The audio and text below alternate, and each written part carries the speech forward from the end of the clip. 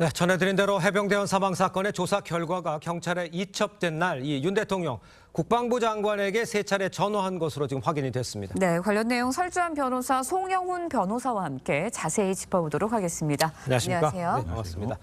자, 말씀드린 대로 윤 대통령과 이정섭 장관의 통화 사실이 확인된 만큼 네. 이 공수처의 해병대원 외압 의혹 수사 빨라질 거란 이 관측 나오고 있습니다. 어떻게 예상을 하십니까? 네, 아무래도 공수처의 수사가 빨라질 수밖에 없겠죠. 예. 지금 대통령과 이종섭 전 장관이 통화를 했다고 한 날짜가 8월 2일 아니겠습니까? 예. 그 8월 2일은 바로 국방부가 경찰에 이첩했던 기록을 저녁에 되찾아온 그날입니다. 예. 그리고 통화 횟수가 지금 3번이나 되는 것으로 알려져 있기 때문에 어떤 내용의 통화를 했는지 사실관계 확인이 필요하겠죠. 그렇기 때문에 아마 그 가장 우선적으로는 이종섭 전 국방장관을 불러서 어떤 내용으로 왜 통화가 이루어졌는지 확인하는 작업들이 이루어질 것 같습니다. 그렇군요. 네, 지난해 이제 이종섭 전 장관은 해병대원 사망 사건과 관련해서 대통령과 통화를 한 적이 없다라고 밝힌 바가 있습니다. 지금은 입장이 어떤 건가요? 그러니까 작년 9월에 국회에서 어떤 그 야당 국회의원의 어떤 질의에 대해서 예. 통화한 사실이 없다라고 분명히 얘기를 했거든요. 예. 그런데 이번 수사 결과로 인해서 통화한 사실 자체는 발견이 된 것이거든요. 그렇죠. 근데 그 내용은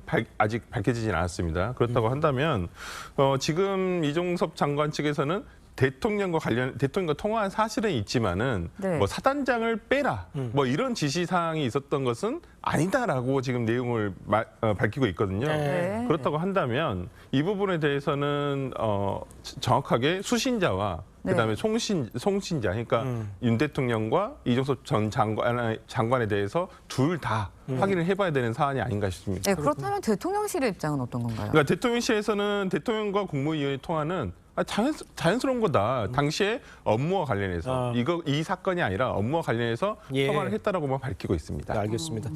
자, 그렇다면요. 만약에 윤 대통령의 전화가 해병대원 사망 사건 수사에 영향을 미친 게 사실이다. 만약에 예. 이렇게 된다면 예. 대통령도 수사 대상이 되는 겁니까? 일단 수사라고 표현하는 것은 조금 신중하게 접근할 필요는 네. 있어 보입니다. 왜냐하면 그 사실관계 확인이 일단 선행이 돼야 될 것이기 때문에 예. 이게 지금 문제가 되는 것은 직권남용 권리행사 방해 혐의이기 때문에 누군가의 직권이 남용이 돼야지 직권남용죄가 성립하는 거 아니겠습니까? 그 예. 수사라고 하는 것은 피의자를 전제로 하는 것이기 때문에 좀 신중할 필요가 있겠고 예. 다만 원론적으로는 대통령에 대해서 강제 수사가 아닌 임의 수사는 가능하다는 것이 법조계의 중론입니다. 우리 헌법에서 대통령은 내란 또는 외환의 죄를 범하지 아니하면은 소추받지 아니한다라고 네. 규정하고 있지 않습니까? 네. 그렇기 때문에 강제 수사는 불가능하지만 대통령이 자발적으로 응하는 경우에 임의 수사는 할 수 있다고 법조계는 많이들 해석하고 있습니다. 임의 수사는 가능하다. 네. 알겠습니다. 네, 어떻게 또 이야기가 전개될지 지켜봐야 할 것 같고요. 예. 이번에는 가수 김호중 씨 이야기 해보도록 하겠습니다. 경찰이 가수 김호중 씨의 매니저 휴대전화에서 사고 당일 김 씨와 나눈 통화 녹취를 확보했습니다. 김 씨가 매니저에게 대신 자수를 해달라고 말한 내용이 담겨 있다고 하는데요. 이 녹취가 수사 재판 과정에 아무래도 의미 있는 그런 영향을 미치겠죠. 네, 우리가 그 김호중 씨의 영장 실질 심판에서 그러니까 혐의 사실 4가지가 있었는데 그 중에 하나가 범인 도피 방조였거든요. 네. 그러니까 범인을 어떤 도피하도록 어떤 자기는 고의가 아니라 옆에서 보고 있었다는 것이거든요. 근데 예. 이제는 교사범이 되는 거예요. 아. 지시를 한 것이거든요. 근데 이게 어떤 의미를 갖냐면 네. 교사범은 정범과 같은 형으로 할 수 있거든요. 아. 네, 그러니까 범인 도피를 본인이 주도적으로 했다는 얘기죠. 네, 그렇기 때문에 이 사건에서 그 매니저에 나온 이 파일, 이 네. 내용 자체가 사실이라고 확인이 된다고 한다면 예. 이제 기존에 이제 파일 자체는 나왔으니까요. 이것이 이제 법적으로는 범인 도피 교사가 되지 않을까라는 생각을 합니다. 알겠습니다. 자, 이런 상황에 김호중 씨가 자신의 휴대전화 3대 중에 일부 비밀번호만 경찰에 제공한 것으로 알려졌습니다.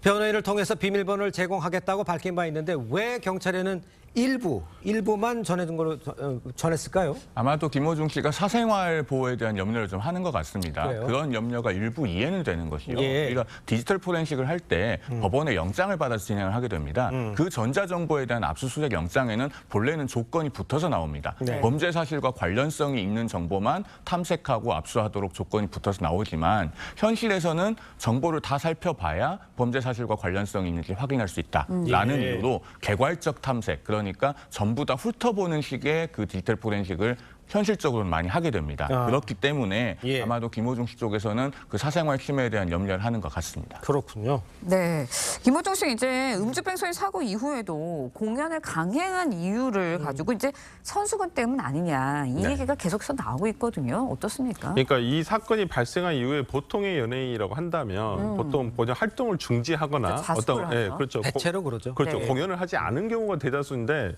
바로 그 주에 이어지는 어떤 공연에 대해서 강행을 했단 말이죠. 그래서 네, 계속 강행을 했어요. 그렇죠. 많은 팬들과 국민들이 이해하지 못하는 처사였었는데 그것이 예. 작년에 금융감독 공시 시스템에 의하면 생각 엔터테인먼트 김호중 씨가 소속한 엔터테인먼트에서 지난해 12월 말 기준으로 예. 125억 7천만 원의 선수금이 있었다는 거예요. 이 선수금이라는 것은 한마디로 부채입니다. 먼저 받은 거예요. 근데 그 부분에 대해서 생각 엔터테인먼트의 매출 자체가 2022년도에 256억이었고 2023년도에 188억이었습니다. 그로 인해서 94억 원의 현금이 있었는데 작년 말 기준으로 16억 원의 현금 보유만 있었다는 것이에요. 근데 보통 연예 기획사 같은 경우에 공연을 많이 하는 가수의 경우에는 선수금을 먼저 받고 계약을 진행하는 경우가 대다수다라는 것이죠. 그렇기 때문에 이 김호중 씨가 소속한 소속사의 재무제표를 보더라도 네. 예. 매출은 187억인데 수익은 34억이에요. 마이너스가 나네요. 마이너스가 그러면 125억이라는 얘기죠. 그렇죠. 야. 그렇다고 한다면 이것이 곧 빚이기 때문에 예. 이것 때문에 어떤 공연을 강행한 것은 아닌가라는 지금 의심을 사고 있는 것입니다. 그렇겠네요. 자, 다음 이야기도 짧게 좀 해보겠습니다만 육군 훈련병 이 군기의 훈련을 받다가 숨진 사건 관련해서 육군 간부 2명 경찰 수사를 받게 됐습니다. 안타까운 사고였는데 이들에 적용될 혐의는 어떤 것들이 있습니까? 일단 지금 군 당국에서는요, 형법상 업무상 과실치사죄 그리고 군 형법상 직권남용 가혹행위죄 예. 이 두 가지 죄명을 적용해서 이첩을 한 것으로 알려져 있습니다.